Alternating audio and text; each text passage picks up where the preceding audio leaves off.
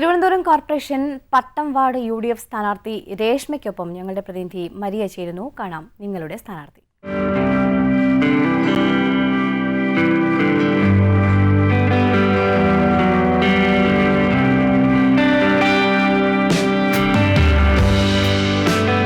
തദ്ദേശ തെരഞ്ഞെടുപ്പ് പ്രഖ്യാപനത്തിന് മുൻപേ തന്നെ കോൺഗ്രസ് പൂർണ്ണ സജ്ജരെന്ന് നമ്മൾ കഴിഞ്ഞ ദിവസങ്ങളിലൊക്കെ കണ്ടതാണ്. ഇപ്പോൾ തെരഞ്ഞെടുപ്പ് പ്രഖ്യാപന തീയതി വന്നിരിക്കുകയാണ്.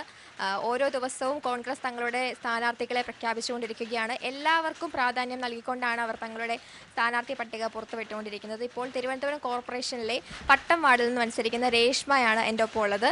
രേഷ്മ, ആദ്യം തന്നെ കൺഗ്രാജുലേഷൻ. ഇപ്പോൾ ഈ ഒരു കോൺഗ്രസിൻ്റെ ഒരു വലിയ ഉത്തരവാദിത്തം ഏറ്റെടുത്തിരിക്കുകയാണ്. അപ്പോൾ അതിനെ എങ്ങനെയാണ് താങ്കൾ നോക്കി കാണുന്നത്? എനിക്ക് വലിയൊരു ഉത്തരവാദിത്തമാണ് കോൺഗ്രസ് പാർട്ടി എനിക്ക് തന്നിരിക്കുന്നത്. അത് നല്ല രീതിയിൽ 100% കൊടുത്ത് വിജയകരമാക്കാനായിട്ട് ഞാൻ എൻ്റെ എല്ലാ പരിശ്രമവും ശ്രമിക്കും. ആദ്യമായിട്ടാണോ ഇങ്ങനെ ഒരു തദ്ദേശ തെരഞ്ഞെടുപ്പിനെ മുന്നിൽ കാണുന്നത്? അതെ, ആദ്യമായിട്ടാണ്. ഈ രാഷ്ട്രീയത്തിലേക്ക് എത്തുമ്പോൾ ഒരു യുവതിയാണ്, അപ്പോൾ അതിൻ്റേതായ രീതിയിൽ യുവാക്കൾ രാഷ്ട്രീയത്തിലേക്ക് വരുന്ന ഒരു കാലഘട്ടമാണ്. അപ്പോൾ ഇങ്ങനെ രാഷ്ട്രീയത്തിലേക്ക് ഇറങ്ങാൻ താങ്കളെ പ്രചോദിപ്പിച്ചത് എന്താണ്? അങ്ങനെ ഒരു റോൾ മോഡൽ ആരായിരുന്നു? തീർച്ചയായും എൻ്റെ റോൾ മോഡൽ എന്ന് പറയുന്നത് ഉമ്മൻചാണ്ടി സാറാണ്. അദ്ദേഹത്തിൻ്റെ ജനങ്ങളോടുള്ള പെരുമാറ്റവും അദ്ദേഹം ചെയ്ത നല്ല പ്രവൃത്തികളുമാണ്. അങ്ങനെ ഒരു ഉമ്മൻചാണ്ടി സാറാണ് താങ്കൾക്ക് പ്രചോദനമായതെന്ന് പറഞ്ഞു. അപ്പോൾ തീർച്ചയായും കോളേജ് രാഷ്ട്രീയം ഉണ്ടായിരുന്നിരിക്കണമല്ലോ. അപ്പോൾ ആ കോളേജ് രാഷ്ട്രീയത്തിൽ വളരെ സജീവമായി പ്രവർത്തിച്ചിരുന്നു. അതെ, സജീവമാണ്. രേഷ്മ പട്ടം വാർഡിലേക്ക് മത്സരിക്കാൻ എത്തുമ്പോൾ തീർച്ചയായും ഒരു രാഷ്ട്രീയ ബാക്ക്ഗ്രൗണ്ട് ഉണ്ടായിരിക്കുമല്ലോ. അപ്പോൾ വിദ്യാഭ്യാസം ചെയ്തിരുന്നത്, ഇത് കോളേജ് പഠിച്ചിരുന്ന സമയത്തുമൊക്കെ ആയിട്ടും രാഷ്ട്രീയപരമായിട്ട് വർക്ക് ചെയ്തിട്ടുണ്ടാവുമല്ലോ. അപ്പോൾ അങ്ങനത്തെ ഒരു ബാക്ക്ഗ്രൗണ്ട് എങ്ങനെയാണ്? ഇപ്പോൾ നിലവിൽ ഞാൻ യൂത്ത് കോൺഗ്രസിൻ്റെ ജില്ലാ ജനറൽ സെക്രട്ടറി കൂടിയാണ്.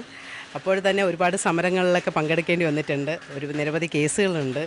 ഇപ്പോൾ കഴിഞ്ഞ ദിവസം തന്നെ വേണു സാറ് മരിച്ചതിൻ്റെ ഇതായിട്ട് മെഡിക്കൽ കോളേജിലൊരു പ്രതിഷേധം ഉണ്ടായിരുന്നു. അതിൽ അറസ്റ്റ് വരിച്ചു. അത് കഴിഞ്ഞിട്ട് സ്റ്റേഷൻ ജാമ്യത്തിലാണ് ഇറങ്ങിയിരിക്കുന്നത്. അപ്പോൾ പല വിദ്യാഭ്യാസ യോഗ്യത പറയുമ്പോഴത്തേക്കും ഡിഗ്രിയാണ് ക്വാളിഫിക്കേഷൻ വരുന്നത്. പിന്നെ ഒരു അംഗൻവാടിയിലെ ടീച്ചറായിട്ട് വർക്ക് ചെയ്തിട്ടുണ്ട്. ഇപ്പോൾ ഞാനൊരു ഇ-കൊമേഴ്സ് ചെയ്യുന്നുണ്ട്. ഞാൻ ഡിഗ്രി കഴിഞ്ഞതാണ്. പിന്നെ ഞാനൊരു TTC ചെയ്തിട്ടുണ്ടായിരുന്നു. അതുപോലെ ഞാൻ അംഗൻവാടിയിൽ ഒരു 6 മാസത്തോളം ടീച്ചറായിട്ട് വർക്ക് ചെയ്തിട്ടുണ്ടായിരുന്നു. പ്രഖ്യാപനത്തിന് മുൻപേ തന്നെ താങ്കൾ തെരഞ്ഞെടുപ്പിൻ്റെ പ്രചരണവുമായി മുന്നോട്ട് ഇറങ്ങിയിരുന്നു. ഇപ്പോൾ തീയതി വന്നിരിക്കുകയാണ്. അപ്പോൾ എങ്ങനെയാണ് തിരഞ്ഞെടുപ്പിൽ മുന്നേറാനുള്ള ഒരു പ്രചോദനമാകുന്നത്, അല്ലെങ്കിൽ അതിന് ജനങ്ങൾ എങ്ങനെ പിന്തുണയ്ക്കുന്നു? ഓരോ വീടുകൾ കയറി ഇറങ്ങുമ്പോഴും നല്ല പോസിറ്റീവ് പ്രതികരണമാണ് നമുക്ക് ലഭിച്ചുകൊണ്ടിരിക്കുന്നത്. അതുതന്നെയാണ് അതിൻ്റെ ആവേശമായിട്ട് പോകുന്നത്.